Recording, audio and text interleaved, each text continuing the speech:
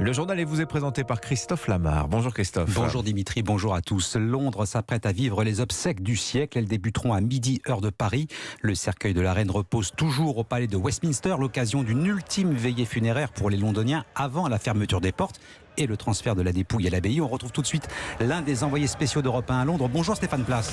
Bonjour Christophe, bonjour à tous. Vous êtes devant le palais de Westminster. Dans une demi-heure, ce sera terminé. Les Londoniens ne pourront plus franchir les portes. Oui, c'est vrai, la file d'attente avance encore devant moi. Couverture sur les épaules, souvent après une nuit passée dehors. Il ne fait pas chaud à Londres. Ces personnes sont vraiment les dernières qui vont effectivement entrer à Westminster Hall et qui vont pouvoir s'incliner devant le cercueil de la souveraine. Dans une demi-heure, c'est terminé. Alors Stéphane, le monde entier va avoir les yeux braqués sur Westminster puisque c'est là que tout va se passer. Oui, bien sûr, des centaines de têtes couronnées. L'empereur japonais Naruhito, le roi Philippe d'Espagne, Albert de Monaco et puis des chefs d'État évidemment, Emmanuel Macron avec son épouse bien sûr, Joe Biden, le président américain qui a refusé, vous savez, de se rendre à l'abbaye de Westminster dans l'un des bus spécialement affrétés. Il arrivera ici dans son énorme limousine blindée. 2000 invités en tout qui vont assister à cette cérémonie. Le cercueil d'Elisabeth II sera transporté sur un affût de canon tiré avec des cordes par des marins de la Royal Navy, c'est la tradition. Et à 11h débuteront les funérailles d'État avec un sermon de l'archevêque de Canterbury. 55 minutes plus tard, tout le pays observera une minute de silence. Résonnera ensuite l'hymne national et c'est le joueur personnel de cornemuse d'Elisabeth II qui jouera lui à la mi-journée ici à Westminster la complainte finale du service religieux. Stéphane Place en direct du Westminster Hall dont les portes vont donc se refermer dans moins d'une demi-heure maintenant. Voilà, des funérailles d'État pour Elisabeth II. Les dernières, c'était celles de Winston Churchill en 1965. On réécoutera ça tout à l'heure dans 20 minutes avec Laure d'Autriche. Alors l'autre temps fort de ces obsèques, c'est bien sûr la procession du convoi funéraire qui aura lieu après la cérémonie à travers Londres. 2 millions de Britanniques sont attendus le long du parcours funéraire. On retrouve tout de suite Lionel Gougelot en direct de Hyde Park. Bonjour Lionel. Oui, bonjour Christophe, bonjour à tous. Les Londoniens, et pas seulement les Londoniens d'ailleurs, se sont donné rendez-vous devant cet immense parc pour voir passer le cercueil de la reine. Oui, c'est l'un des endroits où effectivement où l'on verra passer le cercueil de la reine. Certains ont même dormi sur place, figurez-vous, emmitouflés dans un sac de couchage ou recroquevillés sur une chaise pliante ici devant l'une des entrées du parc qui donne accès donc au parcours de la procession. Je suis en fait à quelques centaines de mètres seulement de l'endroit où le cercueil de la reine arrivera à la mi-journée pour être transféré dans le corbillard direction Windsor. Et vous imaginez bien que cet instant, Dohan et Steve ne voulaient le manquer pour rien au monde. Nous avons pris un train à minuit pour arriver ici. Nous n'avons pas dormi. Je travaillais, donc je n'ai pas pu monter dans un train avant. C'est vraiment ma dernière chance de voir cette femme remarquable. Nous sommes venus tôt. On a donc une très bonne place pour rendre notre dernier hommage et voir des funérailles que nous n'avions jamais vues auparavant.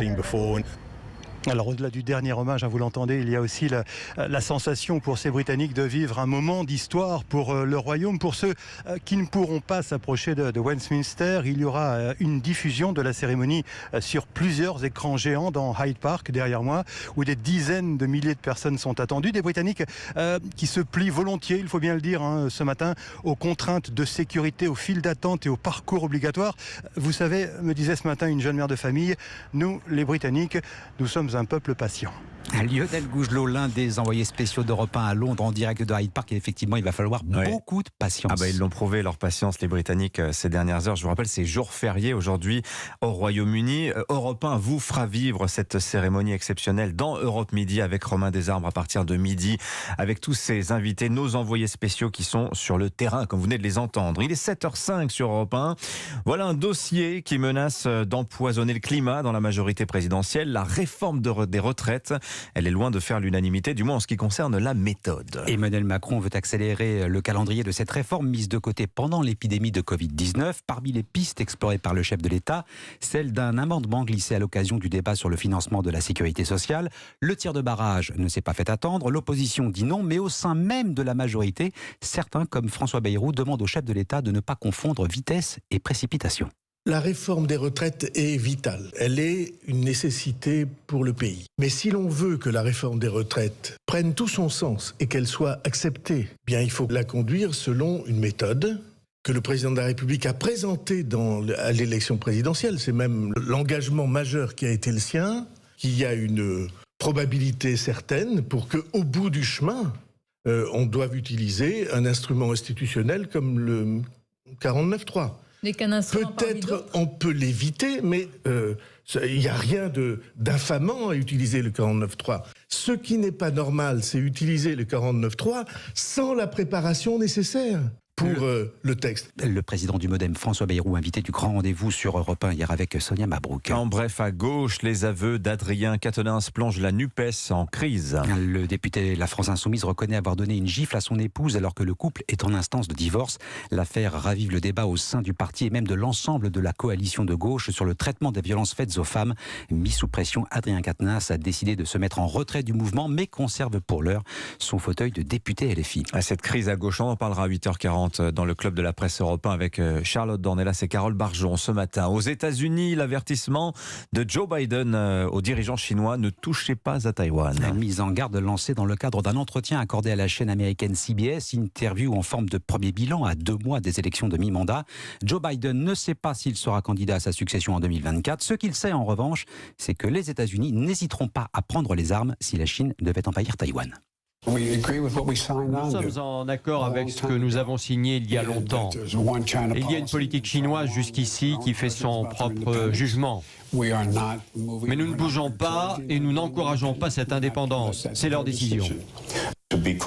Pour être clair, monsieur, les forces américaines défendraient Taïwan en cas d'invasion chinoise?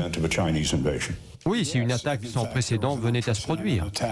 Le président américain Joe Biden hier soir sur la chaîne CBS. Et puis la déception pour les basketteurs français, sèchement battus en finale de l'Euro hier soir. Battus par leur meilleur ennemi, l'Espagne s'impose 88-76 et s'offre un 4e titre européen. Martin Lange, l'équipe de France a perdu pied beaucoup trop vite. Oui, les Bleus ont très mal débuté leur match hier, mené 9 points à la fin du premier quart-temps. Un écart qu'ils n'ont jamais réussi à combler malgré le gros match d'Evan Fournier, auteur de 23 points. L'autre star des Bleus, le géant Rudy Gobert, a lui été parfaitement contenu par la défense espagnole. Seulement 6 petits points pour le pivot qui pointait lui aussi au micro de Canal+, la délicate entrée en matière de ses coéquipiers. Ils ont fait une très bonne entame et ça a été dur pour nous de... Voilà, on en a joué derrière tout le match.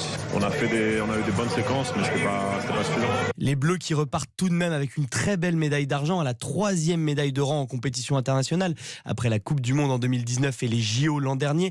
Même sans Nicolas Batum, même sans Nando De Colo, ils ont été compétitifs et c'est peut-être le principal enseignement à moins de 2 ans des JO de Paris. Martin Lange du service des sports d'Europe 1. Merci Christophe Lamar, c'était votre journal.